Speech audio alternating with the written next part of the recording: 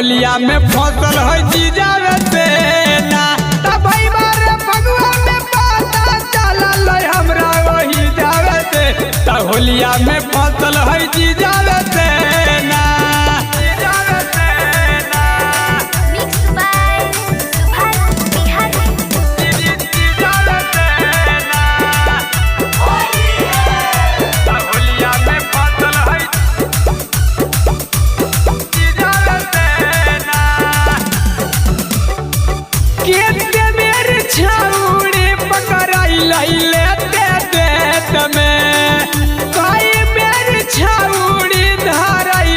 सरसों के खेत में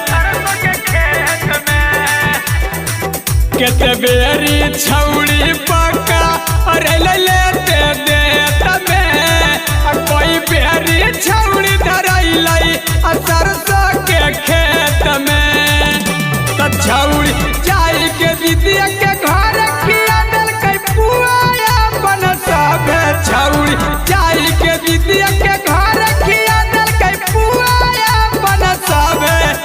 तब पता चलल हमरा कहू के ओकर लइकावे से त होलिया में फसल है जीजावे से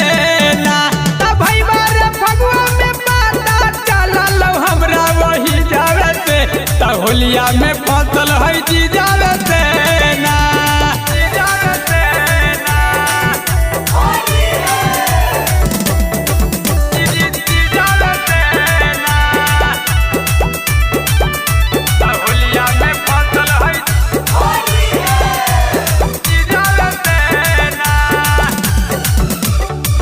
दीदिया घर जाके छौड़ी के लैबी गाड़ी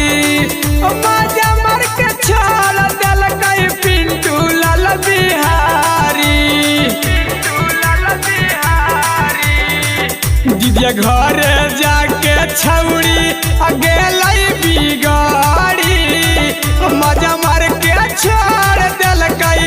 पिंटू लाल बिहारी छौड़ी देलकै भाग जगाई कि सबके देलकै खिया के घाई छौड़ी देलकै भाग जगाई कि सबके देलकै खिया के घाई तो सिरकंड सीतम खेला खेललै सब ओकर जीजावे से तो होलिया में फसल है जीजावे से